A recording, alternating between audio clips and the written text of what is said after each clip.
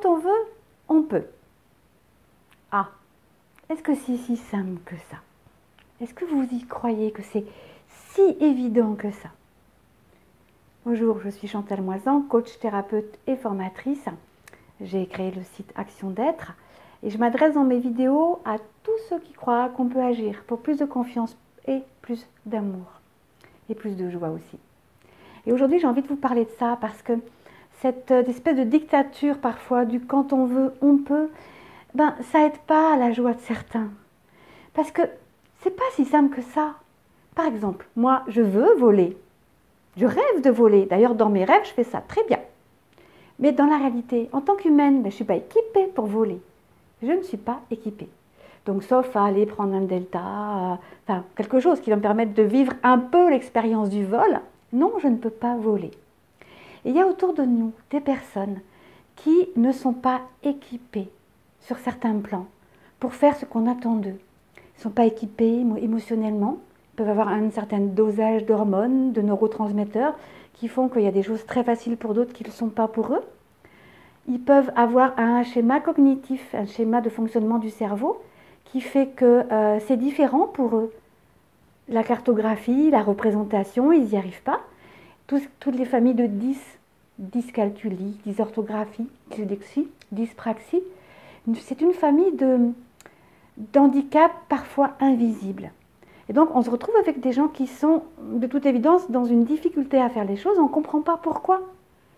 Et eux, on leur met une pression, mais en leur disant, mais enfin, c'est quand même simple quoi, il n'y a qu'à faire comme ci, il n'y a qu'à faire comme ça, t'as qu'à t'y mettre.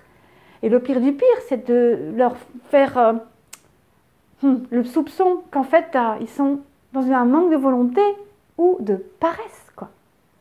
Ben non, non, non, non, il y a de réelles incapacités. Alors, on peut améliorer plein de choses, on peut construire des soutiens, on peut aller explorer, trouver des moyens d'avancer, de progresser dans ce qu'on veut atteindre. Mais n'oublions pas que parfois, il y a de réelles incapacités. Moi, par exemple, je suis myope. Donc si je n'ai pas mes lunettes ou mes lentilles, on aura beau me dire, ah, ben, comment ça se fait là, c'est écrit super grand, comment ça se fait que tu ne vois pas? Ben, parce que je n'ai pas la capacité de voir sans aide. Et pour certains autour de nous, pour certaines activités, eh ben, on n'a pas la capacité. Il va falloir trouver des substituts, des subterfuges. Et parfois, on ne pourra pas trouver, il faudra simplement qu'on s'appuie sur d'autres forces, parce qu'il y a d'autres forces. Puis dans certains secteurs, il va falloir accepter qu'il y a des faiblesses.